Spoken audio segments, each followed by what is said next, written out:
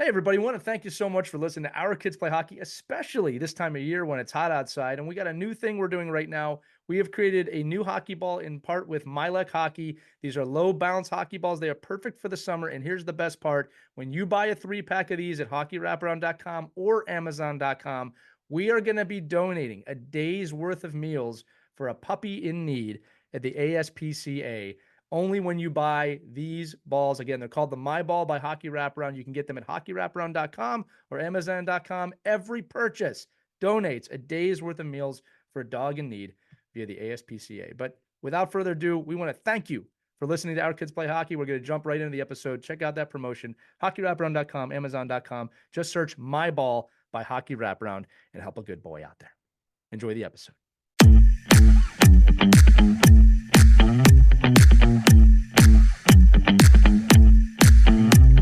Hello, hockey friends and families around the world, and welcome back to another edition of our new series, Our Girls Play Hockey. I'm Lee Elias, and I'm joined by Mike Benelli, and the newest addition to our hosting team, Sherry Hudspeth from the Vegas Golden Knights. Our goal with this show is to tackle the topics and discussions surrounding girls' youth hockey to better the game for everyone. And if you are involved in hockey in any way, we're going to provide value and insight to create both a better environment and experience for everyone involved. For this show, we introduce topics and questions to discuss, and each episode will have a featured expert panelist from around the game to engage in that discussion. For this episode, the topic is 5 myths about women's hockey, and our expert panelist is a skater for the Puerto Rican national ice hockey team and a recent graduate from Utica University, where she served as the director of operations for their NCAA women's program. Hannah Beckman joins us today. Hannah, welcome to Our Girls Play Hockey. Hi, everybody. Thank you for having me. I'm so excited. We are excited too. Good morning, Hannah. Thank you for being here. Good morning. Thank you. Yeah, we're happy to have you on our new show, Our Girls Play Hockey. Before we dive into the myths, Lee's told us all about you. Could you tell our listeners a little bit about yourself and the work that you're doing with the Puerto Rico Ice Hockey Organization and how that's growing? Yeah, well, a little scary what Lee has said. I can't wait to wonder about that. That's an off-the-air discussion. It's an off-the-air discussion. Yeah, I have the honor to be on the Puerto Rican national team. I've been on the team. I've been a player for 4 years now, 3.5, 4 years. It's been crazy.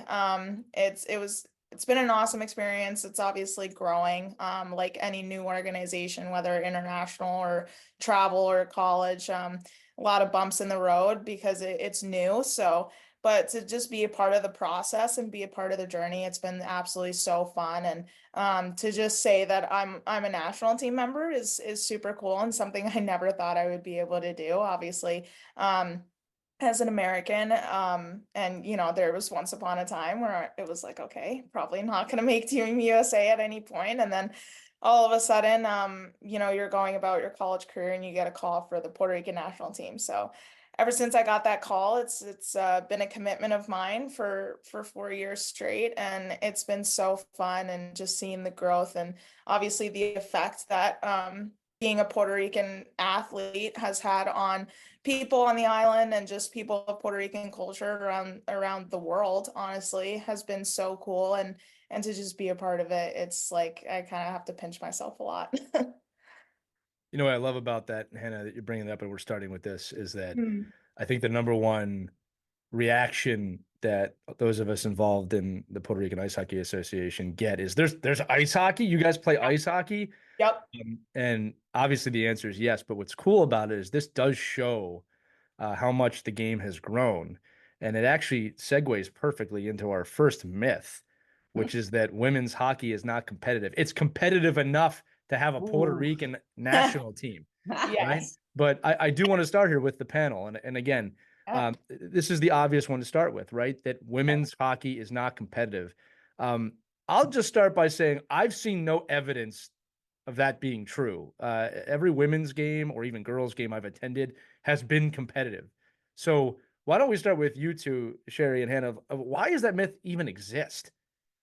Yeah, well, I think it dispels it with the rivalry series, right? Like if you look at the rivalry series between Canada and US, and I think that's the definition of competitiveness. Like on the ice, the game is very physical.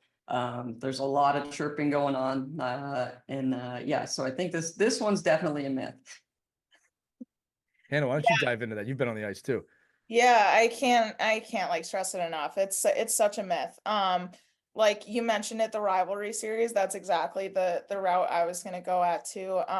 With Team Canada and Team Canada versus Team USA, and now like growing as we keep going. Now it's going into Sweden, Switzerland, Czech, all these teams and everywhere. I had the honor of being a part of this year's World Championships just as an intern because it was in Utica and we had that opportunity. And to see it like up front and personal, like you obviously see the competitiveness on TV and everything, but these girls are dialed. Like they're working for something that goes far more than themselves and anything. They're working for their country.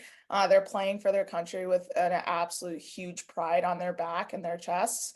And these girls just want to go out and they want to kick some butt. They're not friends on the ice. Obviously, all these players are teammates like in the PWHL or back in college, but once they have their respective nations on their chest, it's all fair game. And they just put their bodies on the line. They put their everything on the line. It's crazy. And you can tell just how driven they are, like at worlds, every girl, every athlete is dialed in, like that they're there to win.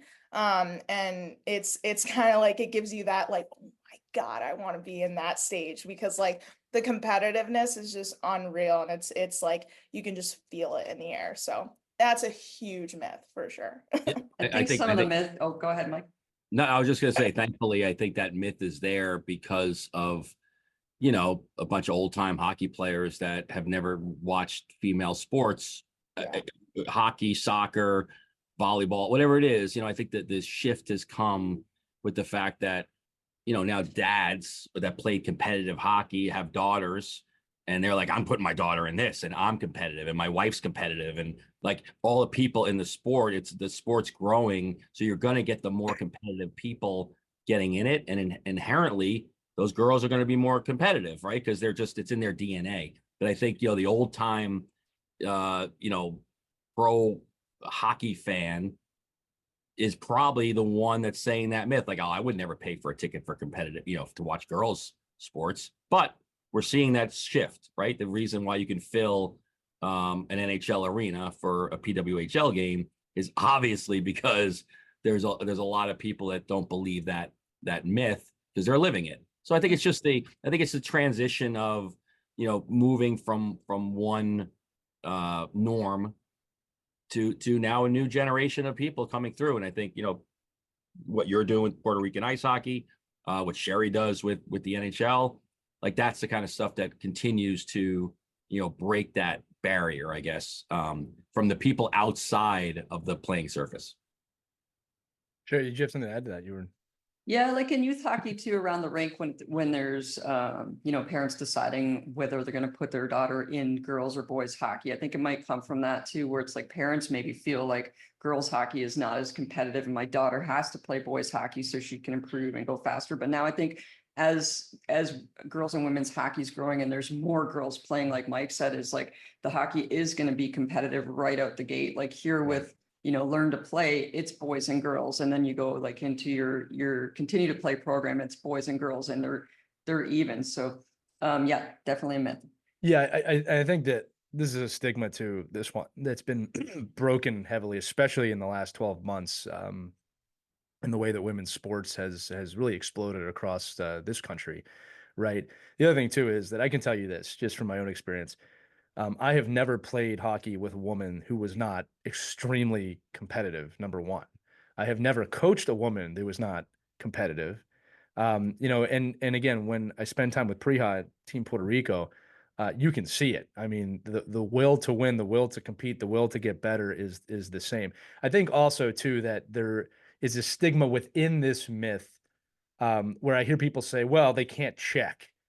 And it's like, look, first off, if it's a rule, it's not within their control, because if they could hit, they would. And the other thing too, in PWHL, they do. I was gonna dive into that in a minute. That game's pretty wide open. The other thing too is that sometimes I don't think people look at it through both lenses. It's not like the men's game is leaning towards more contact at this point. It's actually trending the other way.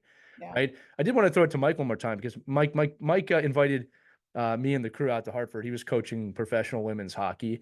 And that game was just fantastic. I mean, like, again, and this is the earlier years of women's professional hockey, Mike. So you've seen it firsthand from a bench. I mean, there's no lack of competition at that level. No, and when you're able to put two teams in the Bridgeport, the Islanders, the semi-pro facility, and those women go through there and they're treated like pros, and the people that come in to watch them are watching them like pros, not like this is a novelty event. Now, this is a real pro hockey game. Now, are you gonna get 18,000 screaming fans every single game if you had an 80-game season? Maybe. So at some point you're going to, but for right now, I think everybody has to just go with the fact that it's a gross sport, but when you're in it, the people that are actually in the sport, when you watch the Rose series, when you watch, Pee Wee Quebec girls, when you watch these rivalry series, they don't go in like, oh, let's just get through it and make sure we can have a pizza party afterwards and everybody's friends, which they're going to be anyway, just like the boys. Right. I mean, and I'll tell you, and you talk about the body checking and the body contact. I mean, I watched those games as a first time, like in a pro atmosphere with competitive athletes like that, female athletes. I was like, oh my God, like that was a check. Like that was like a full out. Like I'm like, hey, and then I'm like, are you okay? I'm like, of course I'm okay. What the hell are you talking about? So I think it's like, but I think that's just getting over the fact that you're like, okay, well, this is actually, these guys are, this is a sport and it's a physical sport. And I think to your point about the men's game coming back to the center, like the men's game getting back to, let's not blow people up at center ice. And the female game saying, well, we don't do that, but there is listen, last week I just taught a checking clinic for 9 girls. Yeah. It was all girls, all body contact, body position, body, and just knowing how to take a check, give a check, and be in a clean place to separate the person from the puck.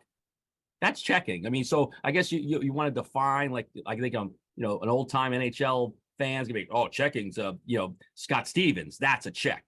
But that's not, the game is coming to a place where body contact and body position is certainly more important. And why?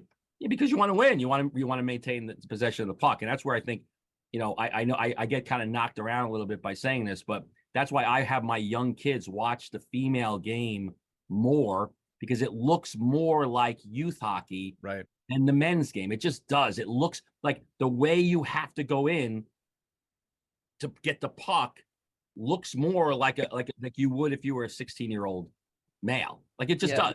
So it's just, I try to use those because that looks like hockey. And plus they're wearing masks and everything. They look like, real hockey players. They don't look like Neanderthals out here. But I think it's like, I love the fact that it's competitive. It's the core of the game. It's the way the game looks like it should be played, and the skill level. And you guys have been a part of this. The skill level every single year gets like more and more and more impressive. Yeah, Mike, happy to hear that you're teaching girls body contact, because it's going to be interesting going forward with USA Hockey. Like if PWHL, the very top where you're aspiring to get to, is going to have body checking or heavy body contact. The competitive contact. Yes, I think that's the girls. Yeah, but here's the problem. Girls all the way through the system have not been taught how to take a check or how to take a hit. So now you've gone through college, which is pretty physical, but if you're playing pro and now all of a sudden you're getting blown up, you have to learn. So like within the youth hockey somewhere, is it going to be like the boys where at 14U, we start teaching how to take and receive a hit, so it's, unless we start implementing that in the lower levels, and where do we do it in girls hockey? That's going to be a very interesting conversation going forward with USA Hockey. And I think it is just the same as the boys. It's around 14, when you start hitting, and then you go to clinics and you start incorporating it in practice. And the boys game's going more kind of away from it, like Mike said, is more stick on puck, more angling. And I think you see that in the women's game. There's a lot more emphasis on angling because you don't have the body checking, and a lot more emphasis on proper stick on puck play. And that's kind of the way that the NHL and the men's game is trending now, like less blow ups, rock 'em, sock 'em, and just more, finesse. Yeah, but go ahead, Hannah. Sorry, are you sure? Mike, you can go. No, because I was gonna say, because you're the guest, so you could speak. There's Yeah. no competitive So- contact so on this you panel. could- you We're could just- sit Competitive, there and- Mike. I'm right here. I'm ready. No, but I'm just saying, like, this is Yeah. where like maybe the conversation we'd have, and it's probably we're getting to it, right? But like that, why parents keep their daughters in boys hockey longer, thinking it's a Yeah. better way for them to learn the That's a physicality good of the tease for sport. the next myth. Don't jump the gun. That's a All right? good tease, All right. Mike. I want to hear about why Yeah. that. Like, Hannah, you close the you loop asked the on the question. competitive one, and then we'll Yeah. dive into myth number 2. Yeah, just 2 like final points like with it. Like the first one being like Sherry, you said like teaching, at some point in time, like whether it's like U14 or at some point, like, when I was growing up and like learning to play hockey, like contact wasn't even in coaches' back of their minds, right? Like they obviously taught board battles, but like to a point, it was like, okay, like we literally can't hit in girls hockey, so therefore we're not going to even touch on it for a second. I saw like one video like earlier in the off season, PWHL Ottawa was having a full practice based off checking. And that was something that I was like, look at that, because it is so obvious. And with the world championships, like these girls are so physical and it was insane. Like me being a D3 hockey player, like not that that's any much different hockey, but there's obviously a lot of competition and girls are so riled up and it gets physical. But at that level, the PWHL and the world championships on the national teams, it's like these girls are fully learning how to put their body down, how to play it. Where does it implement? Where is a right time for me to, play the body rather than the puck? And it was so fascinating because I was in the stands at one point for one game and this guy turned around to me and he was like, and Mike, you touched on it a little bit, the older generation of the girls aren't as competitive.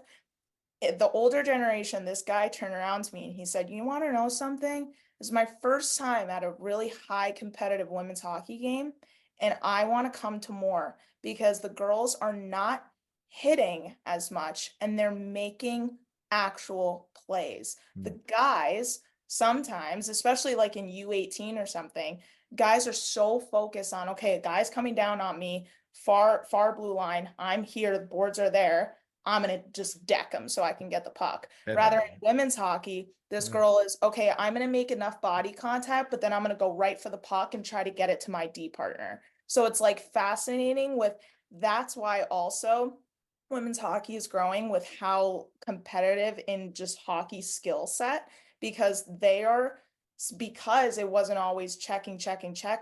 For girls hockey and women's hockey, you kind of have to always learn how to make the quick plays. And the higher level that I see these women are at, the play is just boom, boom, boom, boom, boom. It's so fast and it's like, whoa, what's going on? And it's like now that checking is involved, these girls are becoming so smart with how they're going to maneuver their bodies and then the puck in a blink of an eye.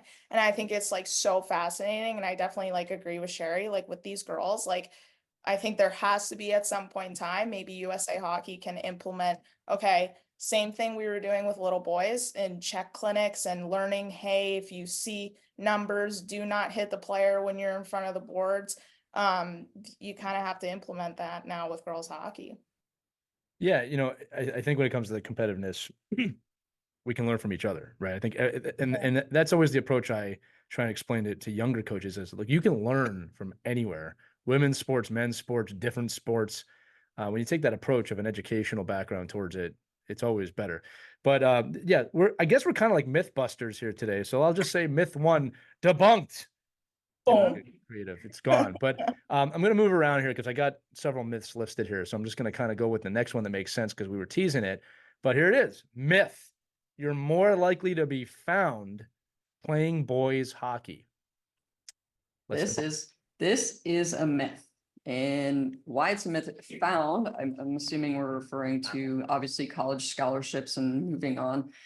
If you're playing on a boys varsity team, say you're a goalie and you're playing in a high school league, like in Pittsburgh or something, like people are not going to see you. Like word's going to get out, but you need to be playing in these girls showcases where the college coaches are, where they can see you compete, right? Like you can send video all you want, but coaches want to see you competing in person. and what kind of person you are, how you act in the lobby, how you act around your parents. They need to see you. And to see you, typically you're going to be playing girls hockey and girls hockey showcases. So if you're hiding somewhere in boys hockey, that's great. But unless like the word gets out about you, a coach may not have the budget within their college program to fly out and come see you wherever you are playing your boys league, right? So if you're playing on a girls team, you're going to get to be in the showcases. You're going to get to go to girls tournaments and girls camps and be seen where these coaches are, and that's going to help you with your next steps. Agreed. Myth busted. I think one of the main questions I would get asked a lot too, like when I would tell people, yeah, I play hockey. This was like my youth of like, this is where I went, played youth hockey. The first question is, so did you play with boys? I was like, no. Like I think I'm one of the few players, especially in my generation, who literally never stepped foot. Like I trained with boys, like just like skills camps or whatever, but I never like played with boys. And I think right now specifically, I think it's starting to phase out, which is so good because exactly like Sherry said, like to get scouted by colleges, and you know, I've seen it firsthand of what Utica University coaching staff does. They're going to these showcases that are all girls hockey based. And it's very specific on where they are going. The demographic, it's not like, oh, okay, we're going to go to Mass and Connecticut and hit the tri-state area. It's not necessarily that, but there's always a list of prime showcase tournaments that college coaches are always going to attend. Beantown, which starts, I think, this weekend, Beantown Classic is a classic tournament that all colleges all throughout North America will be attending to watch girls who want to play in college hockey. Another one is CHS Showcase that happens during the summer again. Classic like turkey trot, like Thanksgiving tournaments. Ones in early November for Christmas, and then the ones in the spring, those start to a little phase out because all these coaches are then going to the championship showcases like the USA Hockey Nationals, etc. But if you're not going to those tournaments, which are girls hockey dominant, girls hockey alone showcases, you are not going to get scouted by the schools that A, you want, or B, you even think that you want. If you're going to boys hockey tournaments, you're going to have boys hockey coaches, college coaches, or juniors coaches. It's not going to help girls in the long run. So mainly, I think there comes to a point, I think also like at home, the conversations for parents is to, okay, you played hockey with boys for U8 and like U10. When it comes to U12, like you got to be all girls hockey, because if you want to get to the highest level, you have to go where you're going to be seen. Exactly like Sherry said, like the word may get out, but coaches really rely on in person, because you could hear all the words you want, you could see all the video you want, but coaches will make a decision based off of how they physically see you, because they're seeing all the behind the scenes as well, not only who you are as a player, but as a person too.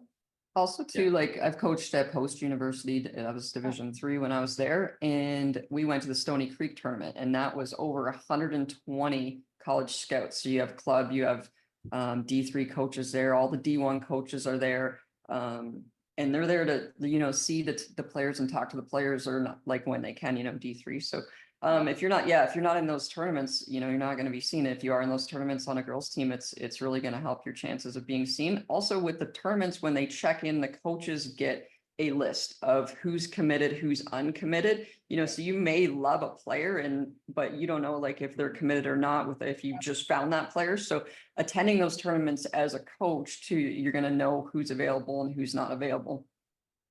Yeah, if you're a parent listening to this, I think Sherry makes a great point. Like at Post University, you know, when you're an assistant coach and you're out on the recruiting trail, you're not, if you're the men's coach and you're like at a high school boys game and you see some great female athlete, it's not even in your mind to be like, oh, I got to get a hold of the women's coach and tell her about this girl I just saw. Like, it just doesn't happen. You don't have the time. You don't have the inclination. It's not like the worlds aren't colliding there. So I think that, you know, every once in a while, maybe if you have a good relationship with the other staff, but really it's like, listen, I'm here to look at these 4 players. oh wow, that girl's really good. Wow, she's good. Like that's like to the men's coach. That's just like oh wow, I can't believe she's really competing against these guys. She's doing a great job. But that's not then going to say, oh, I'm going to post this and get this girl some notoriety. Go to girls programming where the most people are going to be to see you. That's how you get found. But listen, if you're good enough, at the old adage from the beginning of time, you are good enough, you will be found. 100%. So no matter what you're doing, at the end of the day, people are going to find you. There's also this, sorry, Lee. There's also this like underlining myth as well that I've heard some people like throughout like my career, that some girls even or like parents of players will be like, well, my daughter played boys hockey, so yeah, they'll definitely make it far. That comes with, we don't know, because that's great. You can, like Mike said, you can compete against these boys, you can skate with them, you can do all these things. That's awesome. But if you're trying to make the college hockey level and beyond, coaches want to see how you compete with the competition that you're going to be competing against in college. So a coach can see, okay, great, that girl was able to, bounce off a hit from that guy, but okay, that guy isn't gonna be on University of Wisconsin when we're playing them in the WCHA, final. And it's like they want to see. That's great because some players as well, it kind of affects their game a little bit, that when they're playing boys hockey and then they transition to girls hockey, they're doing all these tendencies that are like, okay, wait, like that doesn't fly in girls hockey. Small, silly things, but also like a lot of big things that really can affect your game. So if you're sticking with competition that you're never going to see in girls hockey, that may help you with your physicality levels and your endurance and everything like that, and your puck reaction skills. But also, like, coaches want to see, okay, can you play against people we're going to be playing, against teams we are going to be playing? And like at these showcases, like when I was at Rice Prep, playing against Stansted College, they had a full roster of Wisconsin commits. It's like, okay, for me, that was terrifying. But like in the end, that also helped me because I'm like, okay, wait, if I can go on a face-off against a Wisconsin commit, that kind of gives me a little leeway or a little positivity, for Division III competition or what have you. So it's like you kind of have to make the decision, okay, what's going to benefit me in the long run? And just at the end of the day, just saying you play boys hockey, it is probably not going to help you for the best.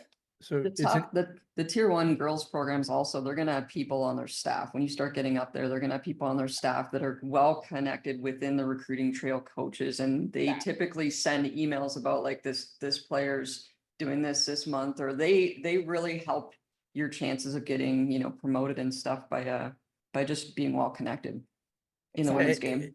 I think it's also really important here that, like, again, the myth that we're busting is that you won't be found if you do this, right? Like the be found is the key thing. The myth is not you can't learn or grow from playing with boys, right? And again, we just did a great episode with Megan Bozak all about that, right? Because the journey in or out of boys hockey, if you're a young lady, there is no specific path, right? There's no answer of like, this is the moment you need to switch. I think there's value in playing hockey, period, whether it's with boys or girls. But again, for this myth that you can't be found if you don't play boys hockey, I think we've debunked that one big time. But it's important to understand the differences there. Like, if you have the opportunity to go out to a high level practice, right, with anyone, again, it doesn't matter to me if it's boys or girls, take the opportunity to practice, right? You're going to learn something. But if you want to be found, you have to go where you're going to be found, right? And Mike made a good point. Look, I doubt if women coaches are going to watch a game, they're not calling the men's coach either. Like, hey, you got to check this guy out. Like, they wouldn't do that either. It's a mutual respect. Mike, do you have something there? No, I was going to say about time. Yeah. Well, look, that actually leads us to our next one here, which is an interesting one for this year specifically. Myth: there's no future in girls hockey. Now, this is an interesting one because 24 months ago, it's almost a different conversation. Now, I do believe this to be a myth, but we are in a renaissance right now of women's sports where I don't know how anyone can believe that anymore, right? Also, I think when we discuss this, we got to discuss two things here, right?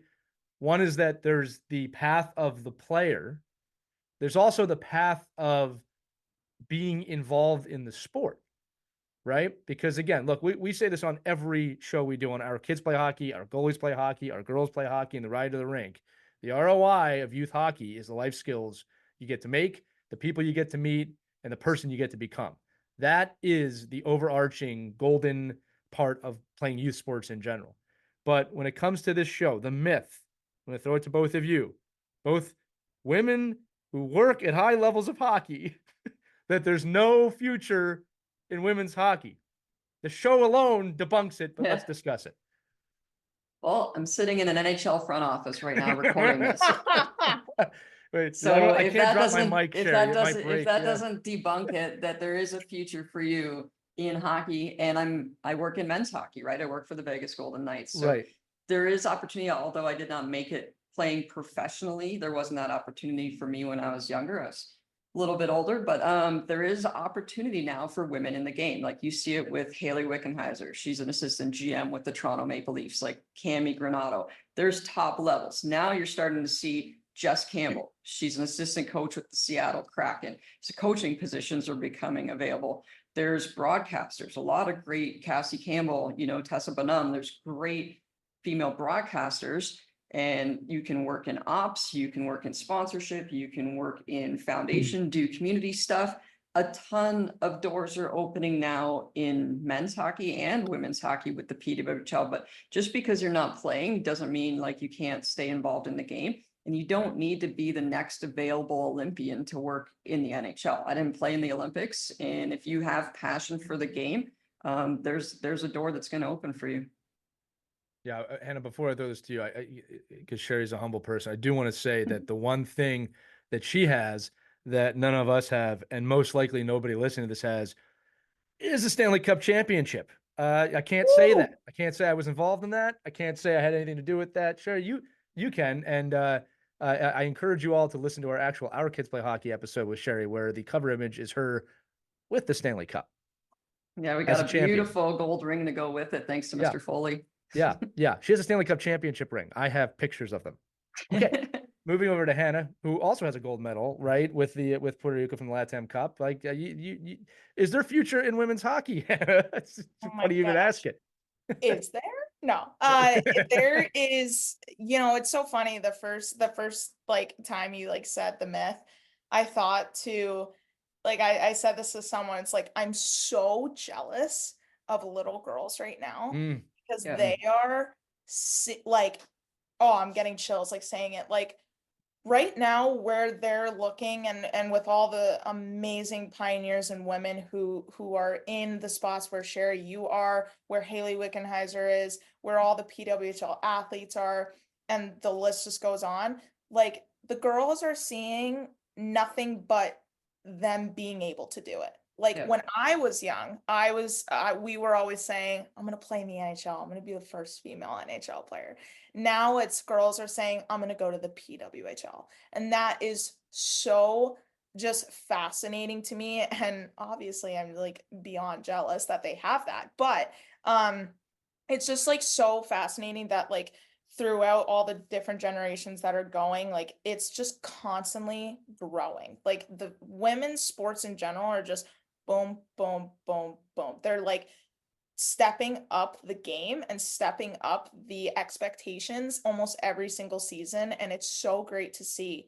Obviously, lest we not forget the leagues that were here before the PWHL, which was the NWHL, was the PHF, the CWHL, the Canadian Women's Hockey League, with all the teams of that were there. They kind of really set the precedent, and I love always like giving them credit too, because even though we didn't have much for my generation to look up to of what we can make, where we can make it after college, I did see those leagues and I grew up around those leagues, and I idolized a lot of players in those leagues.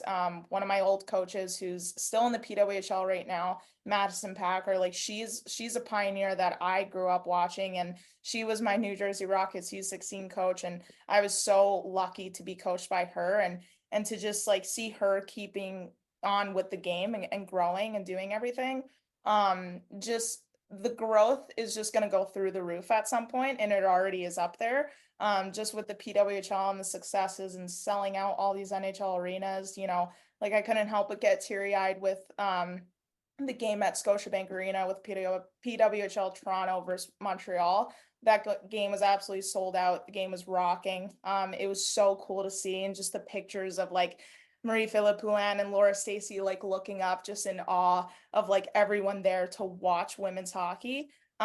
It's growing, and right now women's sports in general is just becoming sport, and it's not, oh, people are talking about women's sports. People are just talking about sports, and females are in that conversation. And it's so great, and I love that girls are now watching these women in offices like you, Sherry, in PWHL uniforms, getting a paycheck for playing professional hockey. They can't do anything but aspire to be in their position, and that's so cool to see, and it's just going to grow from here. I can't wait for down the line to say now that the PWHL like has like 10 teams. Like I can't wait until that moment happens, and I have no doubt in my mind that it probably will. So it is growing so much, like it's like an overwhelming amount that it's growing, and it's so cool. Our producer, Caitlin, who many of you hear us reference on the show all the time, in her office has this it's a plaque. It's like a framed picture. It says "Women belong in sports." And we decided when we moved into this office that needs to be very prominently displayed so that anyone who comes in here sees that. And we're proud about that here, right? The other thing too, and I'll tell a quick story here, and this is cool. There's that phrase about, I wish someone would tell us that we're in the good times when we're in them, right? And it's funny with women's hockey, the generational growth. I've referenced on this show many times how watching the '98 women's Olympic team was my introduction to women's hockey, and I was enthralled with it, right? And I was younger then, right? I was in my teens at that point, but that was my introduction to it. And then, as you said, all these other leagues, all these other opportunities in college hockey have grown that. Here's a cool story, though. As we said, Hannah plays for the Puerto Rican national team. My daughter and my son also take part in this association at the youth levels. And I had this really awesome opportunity at one of our last events to bring all of the young ladies that we coach to meet the national team. And the challenge was kind of on me of like, I wanted to do a team building exercise together. But when you have, collegiate and professional athletes and a 7-year-old kid, like I figured, what can we do that's going to, work here, right? So I said, well, you know what? Rock, paper, scissors is pretty, you can win that if you're 7 years old. And the look on the young ladies when they were going against the team, the way they were looking at you was, it struck me. Again, I've seen it before in other people, but what I was thinking about, Hannah, was that this is the norm for them. Now, this is completely the norm for them. And then I got a really great moment with my daughter. Not that I was using my behind the scenes access or anything, but you were playing and I got to bring her right to the glass, right next to the bench. And you all acknowledged her coming off the ice. High-fived her. But like we always hear those stories about how the NHL player tosses the puck to the kid in the stands, and that's the moment.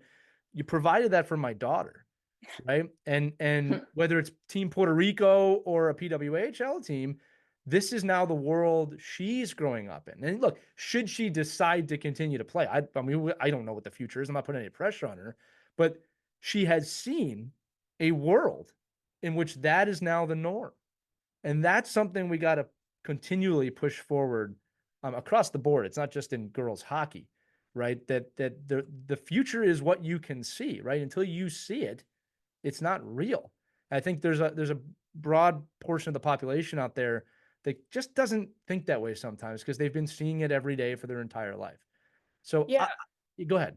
No, yeah, obviously, like I got little chills there, and I still see that moment with your little girl every day too. But I thought about the times where during the NWHL, you know, there were players giving me pucks, and there was one player in particular, she gave me her stick and she signed it. And that just goes to show, like, if, you know, these players, if they're putting, which almost all of these players do, they put a lasting impact on these young little girls going forward.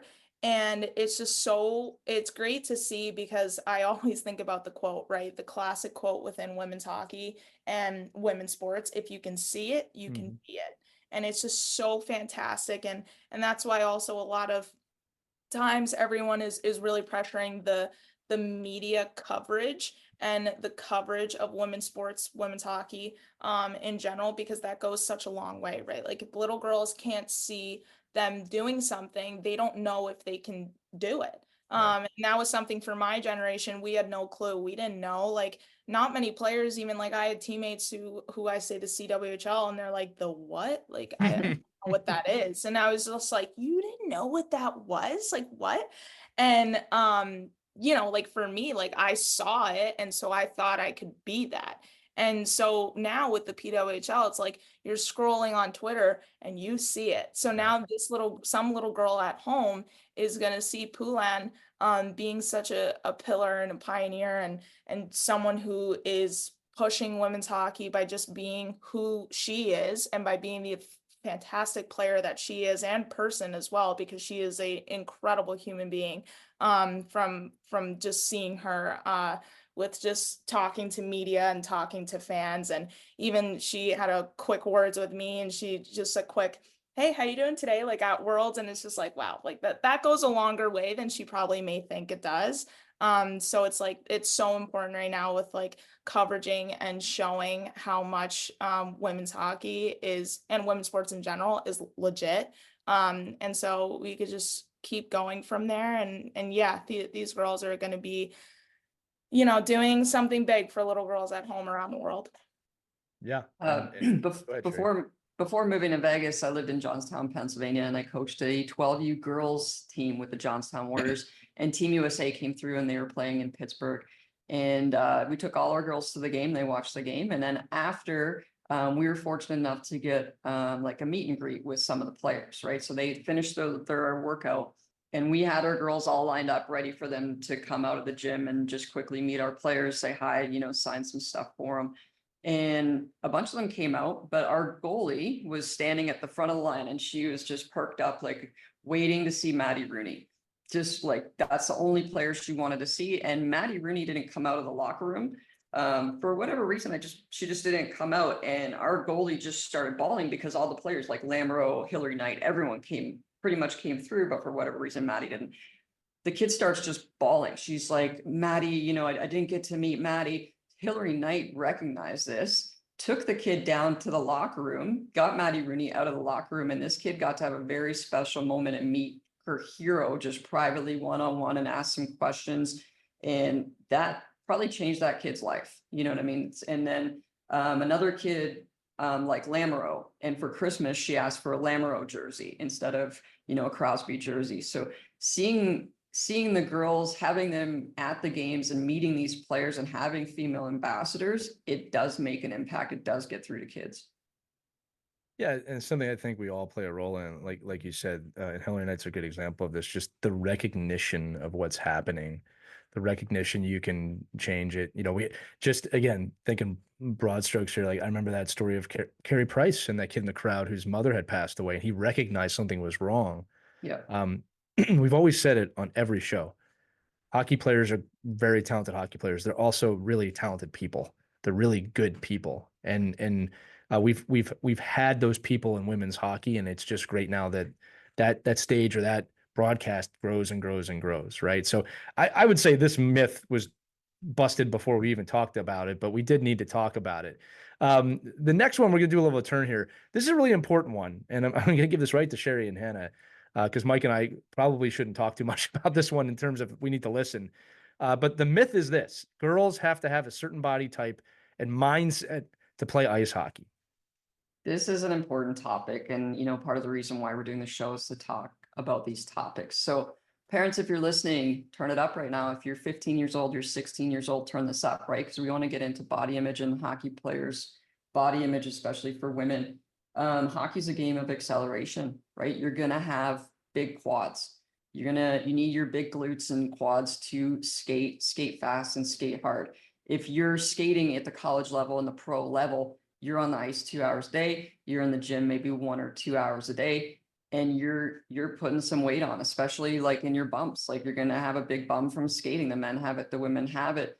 But women's hockey players are not a size 0, they're not a size 2. And if you look at like, just society's view of women and body images, that you need to be skinny, and you see a lot of not a lot of girls, but like I've heard the comments like in the gym where they don't want to get too muscly, right? And it's like, if you're going to play at a high level, you need to have some muscles. And if you look at the Team USA athletes and college athletes, their body types, they have bigger shoulders, they got triceps, they have abs, they have glutes, big quads, and they're all sizes. Like you have players that are 5'10", 6 foot, and then you have arguably one of the best players right now is Kendall Coyne, and she's 5'2".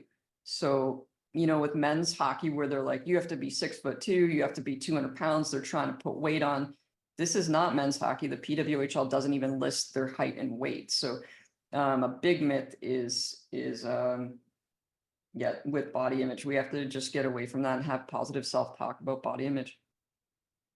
Yeah, I kind of agree more with Sherry's points. It's tough, right? Like with me, I'm never hiding. I love working out in the gym, getting stronger, especially with like my quads and stuff. That was something that was always an issue for me, and it always has been, is actually putting on weight. I'm a small girl. I'm also 5'3" on a good day. And no matter how much I work out and how much I try to gain muscle, for some reason my weight doesn't change. But I didn't really let that get to me. If I felt strong and if I felt I needed to get stronger, then I did that. But there is a lot of, I think, conversations that are missed within young girl hockey players, that you don't need to go into the gym, or yeah, you'll get there. Maybe you just focus on your endurance right now. Like if you want to get to the highest level, you have to kind of just put that all aside and just work so hard in the gym. Off ice training is so important and it's so crucial. And Lee, you mentioned mindset of playing, and I think the biggest thing with around athletes is obviously mental health, right? And that goes along with our physical health as well. And it's definitely not it's not like a lie that hockey in general and sports in general plays a huge mental toll on you. It does. It's a tough thing. It goes with competition. If you don't play well one night, then you're upset for 24 hours, because that was me. And a lot of times it goes into emotion as well. And a huge thing I think with girls hockey is that it's okay that if you're not feeling your best self one day. There's a lot of girls, especially within college hockey, who maybe will look in the mirror and be like, oh, I hate wearing dresses because my shoulders are so large. That's a big one. Yeah, I mean, for me personally. Yeah, people make comments too, like, oh, you're too muscly, or you look weird in a dress because you have a spaghetti strap dress on, and you're jacked in your arms. So yeah, that's me. I mean, that's me, right? Like I have super broad shoulders. Like, and you work super hard to get jacked, exactly. And then only to hear comments from like aunts at weddings that you're too big. And it's like, it's so tough. Or, you get the comments like, why don't you wear dresses? Well, what, you're a girl. And it's like, okay, for me personally, I don't like to. I like to wear pants, and that's just a personal preference for me, because I'm a hockey player, because I'm an athlete. I really feel more comfortable in my pants, and it's not because I don't want to show off my muscular legs. I mean, I'm wearing shorts all the time too. So it's the same thing, but yeah, you kind of have to go with just the reminder all the time in your head of, I'm an athlete, I am strong, I need to be strong, my quads need to be really muscular in order for me to skate fast and for my agility to be at the best it can be. And it's tough. It's definitely, there's a lot of times too, I think a huge topic that's important to touch on as well is nutrients, because some athletes and some female athletes will say, okay, well, I'm really big here and I've put on all this muscle, so therefore I'm going to skip 2 meals today because I don't want to overdo it. And that's something for me personally. I've always talked to friends, I've talked to teammates, and I said nutrients is so important for you, for athletes, for us athletes. We have to fuel our bodies so we can compete at the best to our physical ability. And that's something too that I think needs to be talked about more, especially with youth hockey and parents at home too. If you're really listening to this, like, you got to hone in on making sure your female athlete is eating properly while also training their physical body and their muscles. It goes hand in hand. So it's super important. Yeah, You know, I oh, go ahead, Mike. No, I was just going to say, I mean, just staying on the topic of, body type and mindset for hockey, women or men, boys, girls, is just make sure you're in an age appropriate environment to do those things. I mean, I think, if you're a girl on a 12-year-old boys team and you're working out the same way, you might have to look at that and see your pediatrician and see a sports, nutritionist and a physiologist, and just make sure that you're not doing things that you shouldn't be doing with the body type, with the size, with the weight, with the age, with your, puberty, like just all those kind of things. Because I think, say, 12-year-old hockey team, they're all the same. And I'm not saying this just for girls either. This is that's everyone. And, say hockey's done a great job of showing those studies that, like, biologically, a kid on a 12U team might be 9, could be 14, right? Like, depending on where that kid is. So just be aware of that. Like I said, I think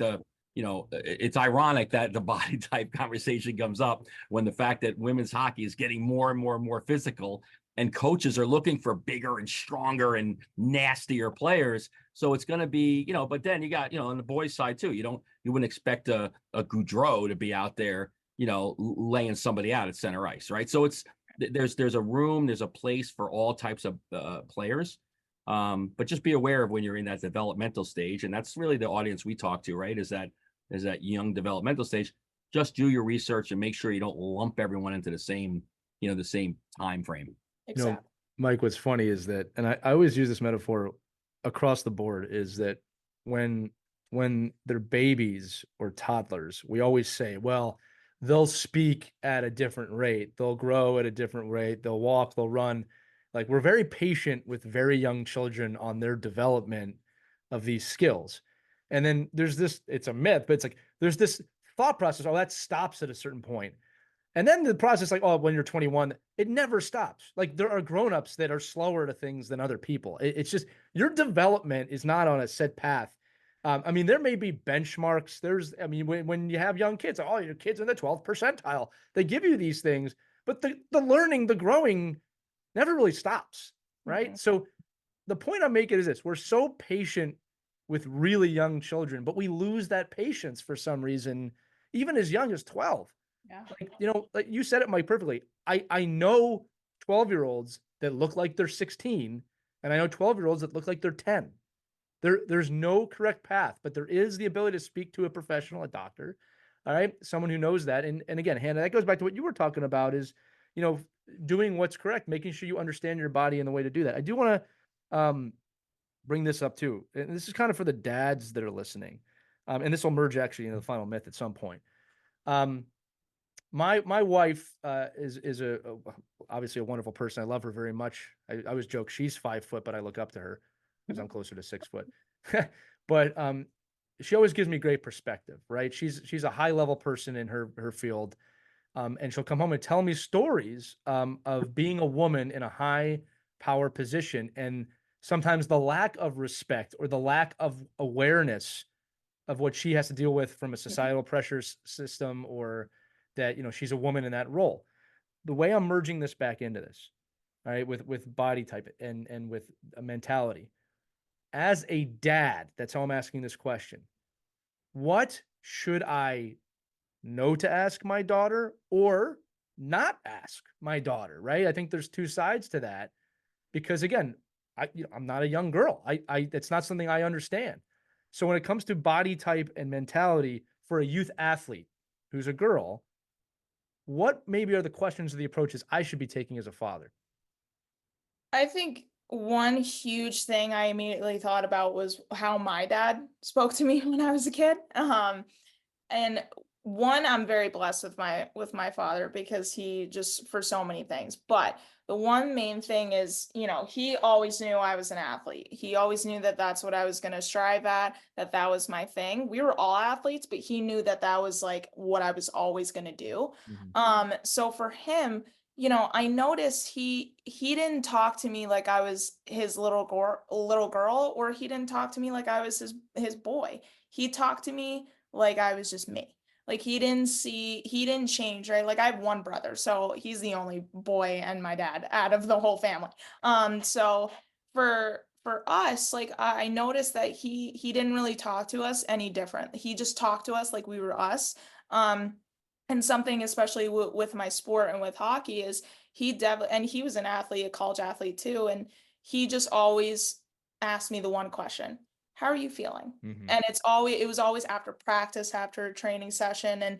And I feel that question goes a long way, especially from a dad, because he's not saying like he was never one where he said you were slow today, so you better work out more. Oh, you look skinny today. Like he never did that. He was just like, hey, we got to gain some more muscle. I noticed you were a little, your power isn't so there. We gotta hit more squats. And then, but at the same time, he was always like, okay, how is your food today? Like he wasn't just hounding me, but it was always just the thing of how am I feeling? Because if I was feeling good, then he wasn't going to pressure me into anything. He was like, if I said, oh, I'm feeling a little weak, then he'd be like, okay, so we got to do this, this, this, this. He was always motivating. And that I think is for dads and their girl athletes is proper words and just like knowing, okay, let me not push, let me not make her feel as though I'm going, oh, you need to do this, you need to do this.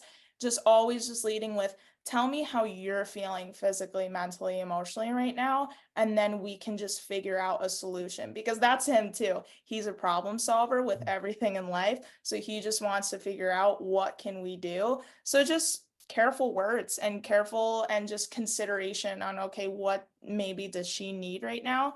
Depending on what she needs, then I can help her in whatever aspect she needs. Sure, do you have anything you want to add to that? Yeah, I think with girls, obviously confidence is huge. Yeah. So you want to have, be positive, have good encouragement for girls and try to keep their confidence up. In the younger youth hockey, I don't think there's any instance where you need to talk about body type or weight to these athletes. Like if you're in youth hockey, focus on skill development, help them with their confidence, help them get through drills. I don't think it's your lane at all to say anything to young players, boys or girls, about their body type, good or bad. Like stay away from it, focus on skills, focus on building confidence, building good people. If you're in the college space, then yeah, like if you have a player that's, maybe second year, they've been going out too much, putting on a little too much malt weight, then yeah, you can say that to them. You can weigh them in. You can do their heights and weights where it's age appropriate. The pro levels, especially, they probably do a lot of testing, I'm assuming. In that space, it's appropriate to talk to women about, their athletic body types and how they can improve for their athletic development. But in youth hockey, stay in your lane, focus on skill development, keep confidence up and build good kids and good people. Absolutely. Love it. Well, it's another myth debunked, right? That there is no specific body type that you have to have.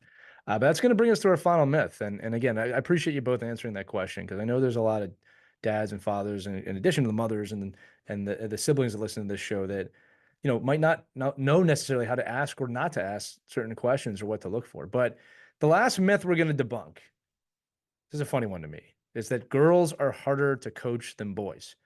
I say it's a funny one to me because first off, I don't care who I'm coaching, but it's like I'm coaching who I'm coaching. There's no difference to me in terms of how I'm doing it, in terms of a difficulty level. But why don't we throw this to you two? Girls are harder to coach than boys. You have the table.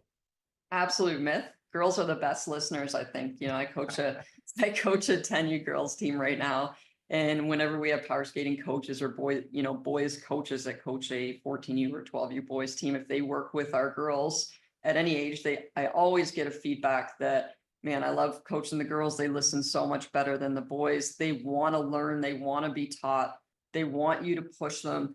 They want to learn. Whereas boys, especially like if you're 8U, 10U, they're out there hitting each other with sticks. They're punching each other in line. Like they're all over What the are you place, talking right? about? That doesn't But happen. It yeah, totally Mike, happen. It the girls, absolutely they're happens. not punching each other in line and stuff. Like it doesn't happen. They're ready to go. They're happy. They're encouraged. They sing songs in the locker room. Like they just have a great time. So Yeah, I literally took the words right out of my mouth, Sherry. The attentiveness is so different. Right now, I'm mainly coaching boys, and it's like they're slapping pucks everywhere. They can't listen for more than a minute. Hey, go nice here. It wasn't a bash boy minute. No, go ahead. yeah, we're wrong. not like the Michigans. They don't Oh nonstop my Michigans. gosh. Yeah, they're learning how to toe drag while you're trying to teach them power play. It's like, what are you I doing? can't deny any of this. That's the Yeah, sad no, part. it's super interesting. Girls are so attentive, and especially in the youth level, they're there to learn. They know why they're there.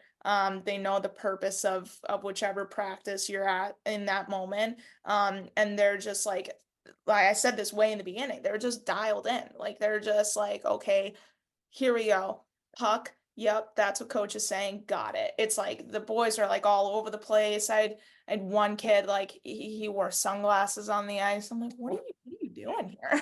Like, what's going on? And it's like the girl, I remember I would always be like, if I had these clinics with boys, like I'm on the side and I'm just waiting for the coach to blow the whistle, like to yell at them, and they're all having a party over there. But yeah, it's super interesting. I think girls are they just know that it's business at the second they go on the ice. Like even as Sherry said, like even 8U, like these girls are just like ready to go, and they're there to learn.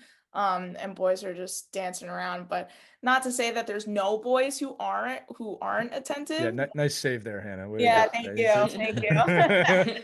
Not to say all boys. Disclaimer, not all Yeah. boys. Disclaimer, not look, all boys, but I think I would love, I definitely raise my hand when it's girls. this is what I would say, at least in my experience coaching. There are some differences in coaching boys and girls, but I would never qualify a difference as it's easier to coach boys than girls or vice versa. I think that coaching is hard in the best possible way. And I think that your ability to adapt and learn and grow, no matter who you're coaching, this is nothing to even do with boys and girls. That's on the coach, right? So I think that if you think coaching one, gender is harder than the other, that's probably more of a you problem than it is the people on the ice. But look, let's from the male perspective, now let's go to Mike, because Mike has coached obviously professional women's hockey, and he's coached boys hockey at a high level. I mean, Mike, have you ever found there to be a difference, or is one easier than the other in your point of view?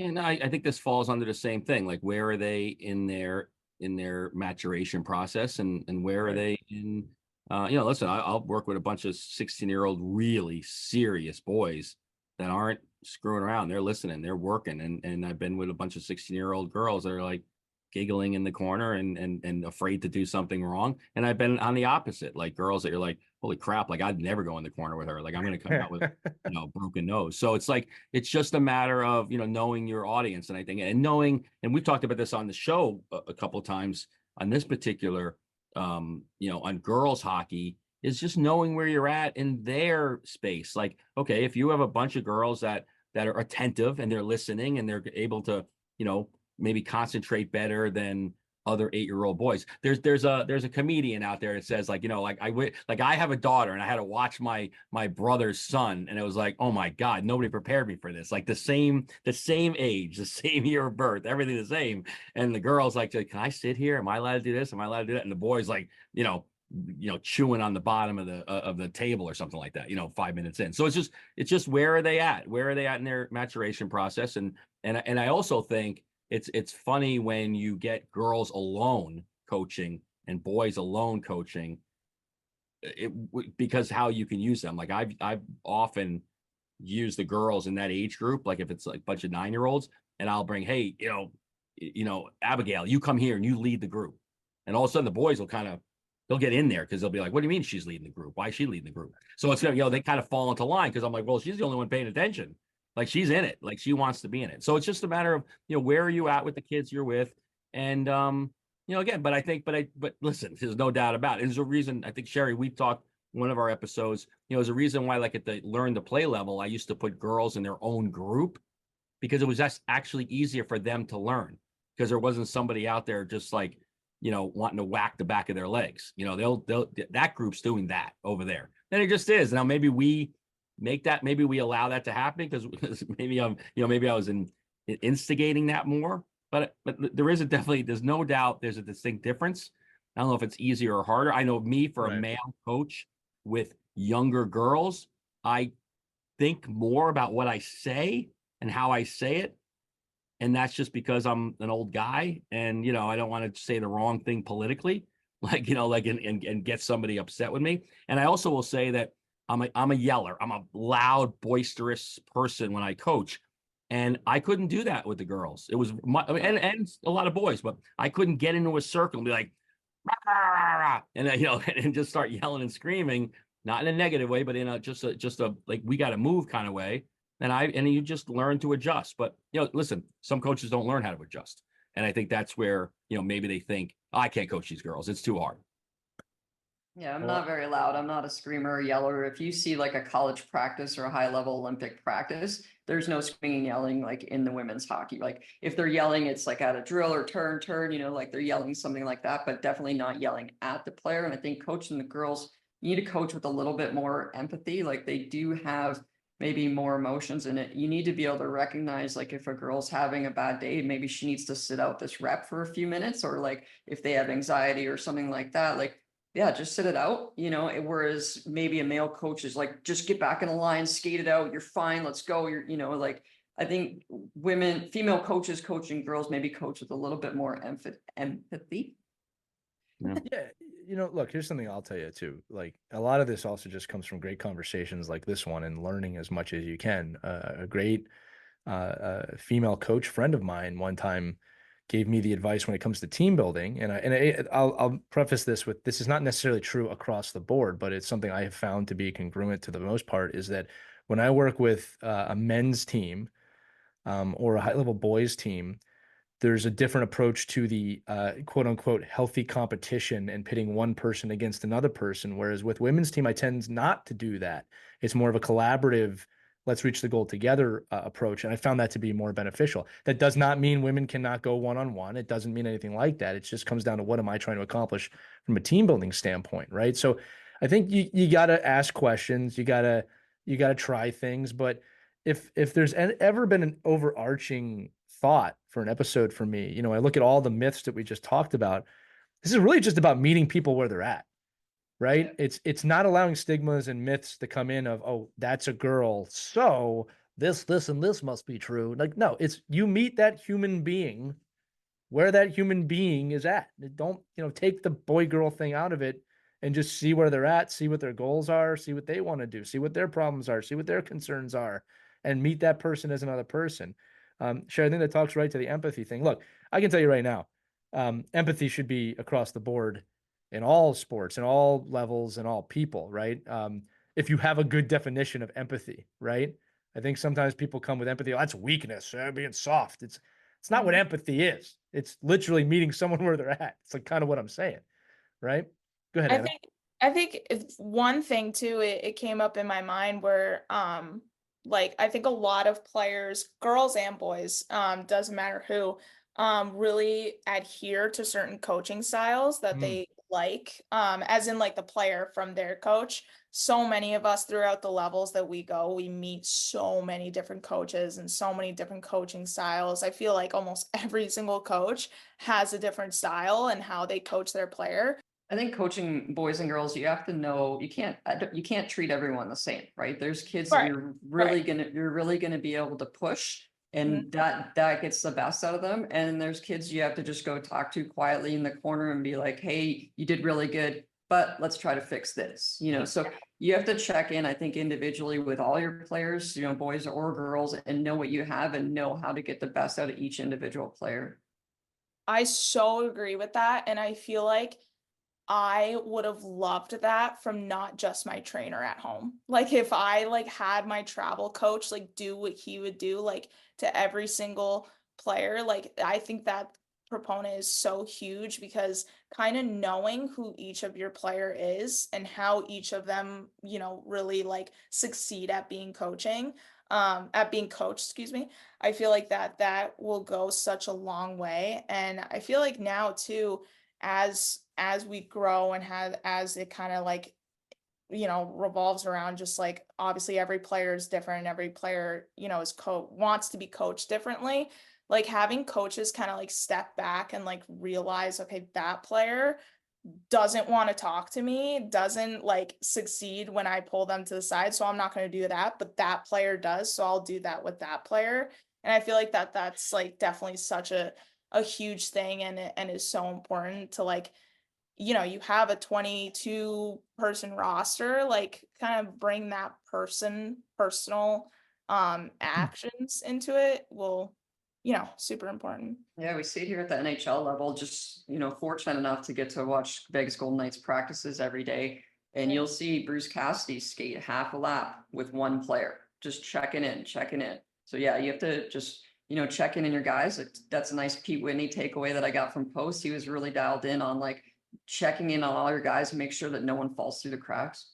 Absolutely. Especially when you're coaching like high, big rosters of, college rosters where their higher player counts.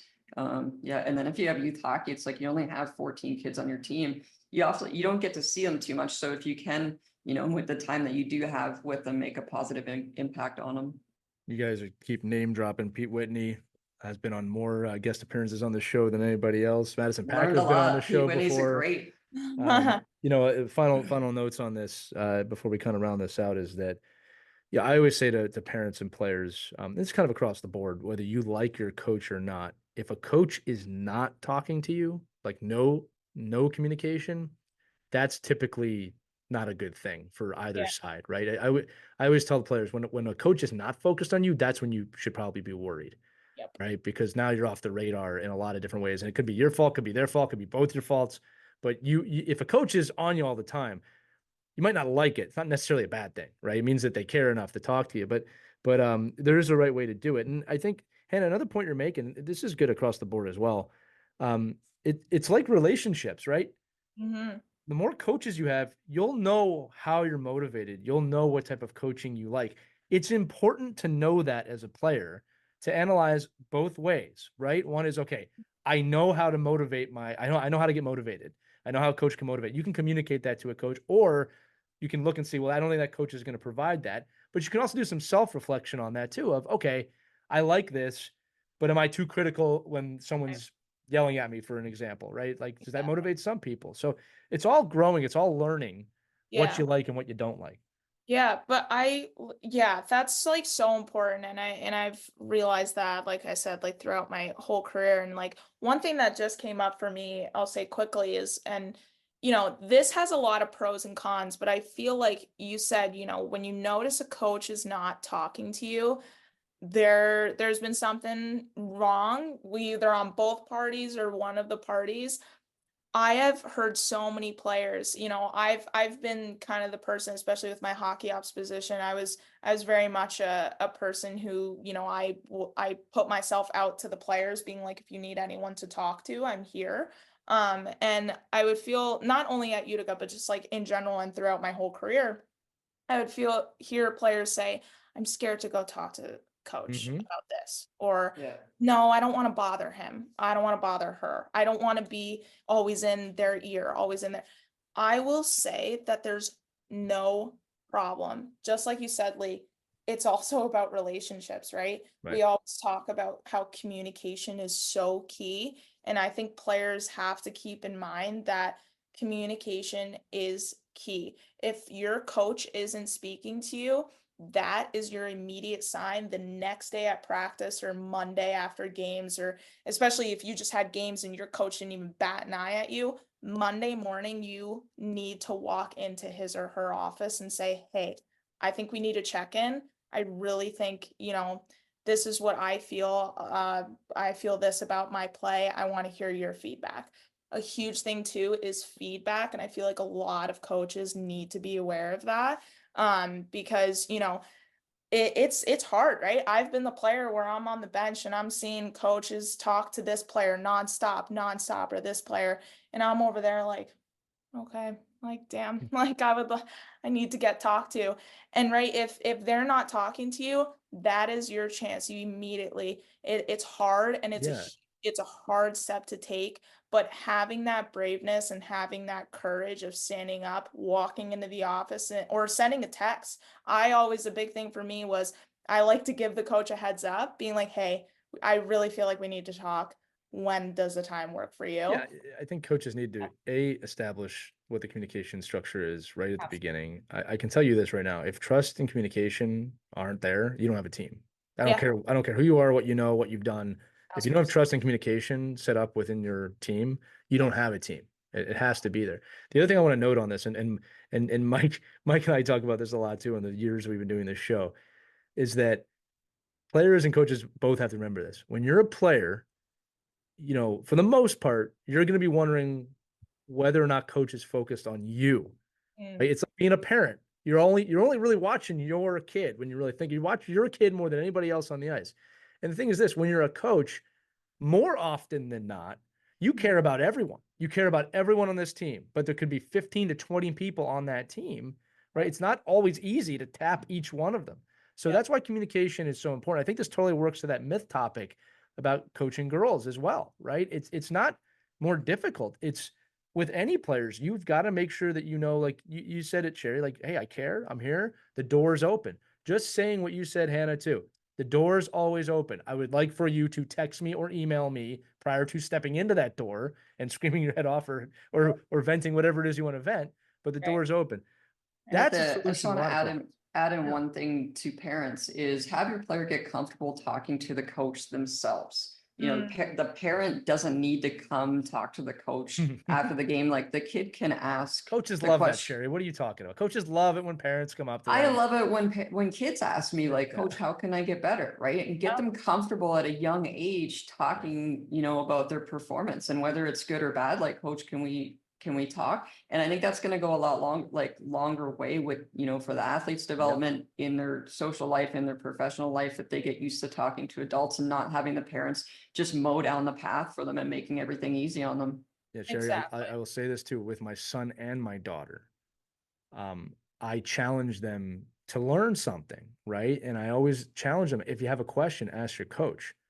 And look, I'm in a unique position. They always feel like they can ask me. And I said, well, some things you can, but for your team, ask your coach and be curious. Ask great questions. You'll get great answers. Go learn something.